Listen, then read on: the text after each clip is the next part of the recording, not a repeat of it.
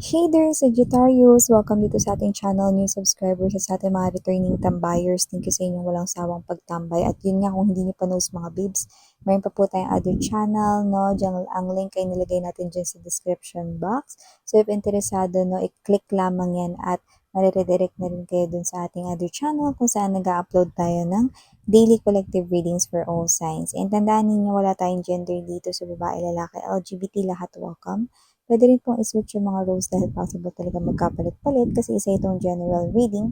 And at the end of the day, everybody, meron kayong free will na free nyo pong gamitin anytime, anywhere. At yun nga mga babes, no, just take only what resonates. Kung may cross-watchers dito sa Sagittarius, welcome ka rin. At kung may Sagittarius placement sa kanilang natal/birth chart, welcome din kayo. So, let us see.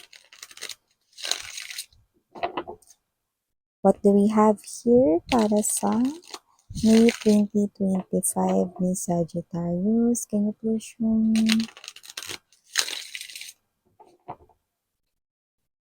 Cross-watchers ni Sagittarius or kung merong Sagittarius placement sa kanilang natal/birth chart, welcome din kayo. Just take only what resonates. Okay, so let us see what do we have here for ya guys. So you do have here the energy of Tower. Andito din for you guys, Hermit. 2 major arcanas already. Oh, 3. We have here now the Strength. Present din ang Queen of Coins. Here din, mukhang it's time for something here. 4 of Wands. Could be seeing a lot of number 4s. 4 of Cups right here. Knight of Cups. 5 of Swords. Bottom of the deck for Saggy. 10 of Coins, yeah. High Priestess in the Queen of Wands. Yan. So, sa nakikita ko dito mga babes, no, meron ditong energy ha, na posibleng you are meant to take this path because we have sunod-sunod 3 major arcanas right here. Parang ang tagal mo tong hinintay, na bigla na lang bumulaga sa buhay mo or mangyari dito sa life mo. No, this is something here that will come by surprise at mukhang ito ay mangyayari ngayong May or Mayo 2025 here for you, Saji. At ito ay walang iba kundi ang Queen of Coins energy. Ano yun, miss yan? Pambabae lang ba yan? Sabi ko nga sa inyo, wala tayo ditong gender. Ibig sabihin nun, tatapakan ninyo ang energy ng Queen of Coins, no? Someone who is abundant here when it comes to money. Pag-alwan sa sitwasyon ng kaperahan, paggaan sa sitwasyon rito, no, ng inyong kaperahan. So, if you feel like you're struggling with money right now or there's something here na parang may problema kayo sa pera, nakikita natin yung magtatapos because the energy of the Queen of Pentacles or the Queen of Coins energy is the energy of someone right here abundant when it comes to money, pentacles, coins, at pananalapi. Kaya naman, kung sino man itong mga energies na to, Saji, nakikita ko rito, no, that this is something here na parang yung mafe-feel mo na parang gumagaan na, no, yung sitwasyon mo rito, no. Tapos magkakaroon ka na rin dito ng parang urge, okay, na parang gumawa naman ng bago. Kasi parang kayo to na lagi kayong naghahanap ng paraan or solusyon kung saan kayo makakuha ng pera. Na parang may energy na ipantatapal sa pera. Parang may ganun. So, hindi ko alam kung may mga loans din ba yung iba sa inyo or utang dito, no? Or baka kayo to na short kayo sa financial talaga. Pero magbabago na yung sitwasyon na yan because we have here 3 major arcanas. Universe is definitely helping you. They're orchestrating right here, no, yung pagbabago rito sa yung pananalapi, sa yung kaperahan. And look at that, see, beautiful, no, Queen of Wands with the Queen of Coins energy. This is you gaining back here your confidence pabalik sa inyong self, no. So, nakita ko dito, no, that this is also here popularity. Doesn't have to be na magiging famous kayo worldwide, no, like Elvis Presley or whatever. Pero ibig lang sabihin nito, tatapa kayo dun sa energy, Sagittarius, kung saan meron dito sa inyong makikilala kayo with your crafts, no? Diyan sa inyo dito pinagtatrabahuhan, sa inyong office, no? Pwedeng meron dito parang magiging popular kayo or famous kayo dahil meron kayo ditong gagawin kung saan magiging matunog at magiging maririnig ng madalas ang inyong pangalan, 'yan 'no. Parang, alam mo kaya gawin ni Sagittarius 'yun, teka lang, wait lang, 'yan 'no. So, parang 'pag narinig nila 'yun, ikaw yung una nila agad maiisip, 'yan 'no. So, nakikita ko dito na parang may gagawin ka rito kung saan maaalala ng iba ang iyong pangalan 'no. So, maliban diyan, puwede rin namang hindi yan related sa trabaho para sa iba, pero puwede rin naman mga babes 'no, na parang pagka narinig yung pangalan mo, maiisip ka nila direkta, 'no? Yun na yun, okey? So, maliban diyan, Sagittarius, nakakaroon tayo ng energy rito, Meron ditong energy 'no, na kayo ay magugulat dahil posibleng kayo ay maikakasal na. Like magiging mabilis rito na parang na-engage kayo bigla, ta's ikakasal na kayo next year or this year, na parang nangyari yun. Pero ang maganda rito mga babes 'no, kahit na nakakagulat yung sa parte ninyo kasi nakikita ko rito na talagang gulat ito sa inyo, like very surprise ang itsura niyo rito 'no, ito naman ay hindi ninyo pagsisisihan daw ever. Kasi Sagittarius nakikita natin dito that with this 'no, alam mo sa lahat ng tarot decks, etong Four of Cups dito sa deck na ito 'no, yung walang tapon. Yan 'no. Kasi nakita natin dito 'no, na kahit na maging mabilis 'yun, hindi mo 'yun pagsisisihan kasi hindi naman 'yan matatapos, okey? At hindi lang 'yan, magiging tanggap ka rin dito 'no, hindi lang ng tao na 'yan kundi ng lahat ng mga mahal niya sa buhay, you know? Very supportive rito ang inyong surroundings, ang inyo ritong paligid 'no, family mo, family niya, blended family 'no. So kaya ka dito magugulat kasi parang may bigla na lang ditong darating tapos magkakaroon kayo ng koneksyon, tapos magkakaroon kayo rito ng pagkahulog ng loob hanggang sa magiging engaged kayo, tapos ikakasal na kayo next year, iba baka ikasal kayo ngayon, ang bilis ng pangyayari, kaya parang yung iba may fear, may takot, baka matapos ito, baka maubos yung happiness mo, pero hindi, no? Because the person here, wala talaga tayo ditong, edad ha. Pero parang kung babanggitin natin ito dahil may clue dito, hindi kayo nagkakalayo ng edad, yung nakikita natin dito. At kung sino man siya, this person here is bubusugin niya kayo sa quality time and gifts, no? Parang sabay niya yun na ginagawa. Yan. Bongga. So, maliban dyan, nakikita ko rin dito ang energy, no, na posibleng meron din ditong issue about someone, no, pero nakakaloka yung issue niya kasi parang siya lang yung issue may alam nun. Ano daw? So, with the strength card right here, Knight of Cups energy, no, etong tao na to, may kakaiba siya ritong parang intindi sa isang bagay. Okay, diretsahan na tayo rito, Saji. This person here is thinking that you are in love with him or her or may gusto ka sa kanya. Another message na ba yan, Miss Yan? Yes, another message na to mga babes, no?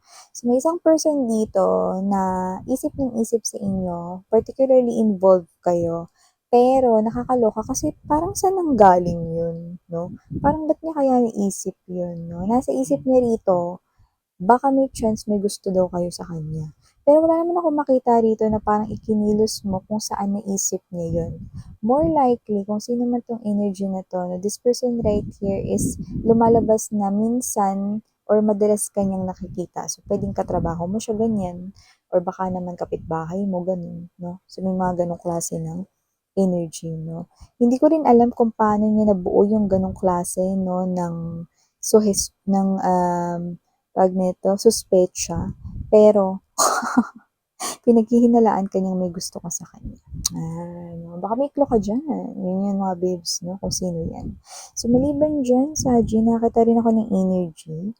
Possible rito, no, na meron kayong nakaaway before, dating kasamahan siguro sa trabaho or whatever, makikita niyo siya ulit, no?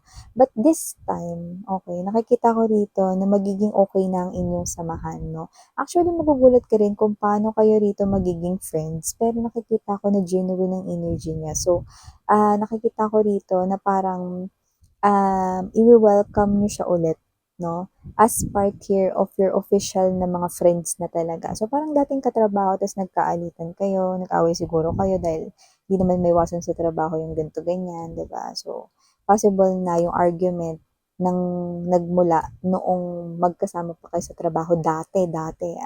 Tapos magkikita kayo ulit ngayon. No? So, hindi ko alam kung paano mangyayari yun. Pwedeng maging magkatrabaho kayo pero sa ibang lugar naman. Or magkakaroon kayo ng pagsasama rito 'no, sa iba naman na, sitwasyon or circumstances 'no. Pero isa itong pagbubuklod 'no, tsaka mabait naman talaga siya. Parang may mga times lang kasi talaga na hindi maiwasan yung mga arguments, mga away gano'n, di pagkakaintindihan. Pero dito, nakikita ko na puwede siyang maging one of your truest friends. Yan 'no. So may mga gano'n, parang enemies turn to friends. So may gano'n, okey? So maliban diyan nakakita rin tayo ng energy rito 'no, Sagittarius, na possible na meron kayong nararamdaman na parang nafi-feel mo na may mangyayaring maganda sa'yo.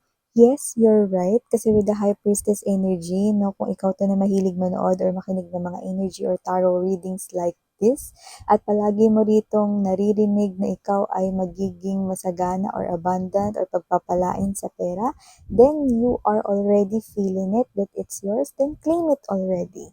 Because that is what about to happen sa inyo. Ten of Coins energy. See, you're planting here a tree and the tree is magbubunga ng ganyan. At possible na meron ka talaga rito, no, na malaking makuha lalo na ngayong darating na holiday or kapaskuhan season. So, kung ano man ito, pwedeng investment yan. Okay? Or dumating yung swerte na yan sa pera, no? Or makuha mo yan talaga ng malakihan ngayong holiday season ng year 2025, no? So, pwede magsimula na rin yan, no, na paisa-isa, simula na ngayong Mayo 2025 hanggang sa ma-accumulate mo na talagang malaki na talaga yan, no, pagdating ng December or holiday season ngayon, year 2025. So, talagang tatapa ka talaga, Sagittarius, no, sa energy ng pagiging abundant and prosper dito when it comes to your coins, no? And nakita ko rin dito na parang yung iba, ewan ko ha, ano ka nalaman ng ulam dito? So, nakita natin dito na parang may nagdi-discuss about dishes or ulam. Siguro may okasyon na paparating. Ikaw ba magluluto? Ikaw mag-organize? O ikaw mag-iisip? So, parang may ganong klase ng energy. So, ulam in particular. So, parang dishes, kung ano ihahanda. Or isa ka sa parang mag-organize niyang occasion na yan. Pwedeng birthday, family reunion, or whatever. Pwede rin namang company kung ikaw ang nakatoka dyan. Pero parang it's your choice, no? Parang it's up to you kung ano yung, ikaw magde-decide kung ano yung magiging food dyan, or ano yung ihahanda dyan, or ano yung mapakulo dyan. No? Parang it's your say. Pero more likely, kung hindi ito related sa company, baka ano to? Inside family gatherings, ganun, no? Reunion. Okay? Kasi ikaw yung may pinaka-say daw dito, parang ikaw yung magsasabi, ano ba ulam gusto nyo? Yan. Anong gusto nyo kainin dito? Anong handa? Blah, blah, blah. Or parang ano ba gusto niyo maging itsura or tema or disenyo ng okasyon na ito, blah, blah, blah. May ganun. So, hindi ko alam kasi lumalabas ka rin dito bilang artistic at saka may energy ka na parang sa pamilya ninyo, ikaw yung pinaka mas maaasahang kikilos. Oo, may ganun nga, no? So, maliban dyan, Saji, nakita rin tayo ng energy rito, ha? Huwag kayong basta-basta tumanggap ng parang mga, ano tag nito, regalo, lalo na kung hindi ninyo kilala kung sino yun talaga. Yan, no? So, pwede kasing makareceive kayo ng parang mga regalo, mga, what's this? Freebies, no? Tapos, iba kasi yung datingan niya, parang may energy kasi siya mga babes, na parang may kakayanan siya rito, na parang may alam siya sa mga rituals, gayuma, or whatever, no? So, may energy din kasi siya na parang hidden dito pero lumalabas. Posible kasi meron na may secret crush sa inyo or may secret admirer kayo at baka idaan sa pamimigay ng pabango na pero yung pala isang love potion or whatever. No, ulitin ko lang, kung matagal ka na sa channel ko, hindi ako naniniwala sa basta gayuma lang. Ang nagpapabisa sa gayuma, no, ay ang paniniwala ng taong gusto yon na mangyari o maganap. Yun yun.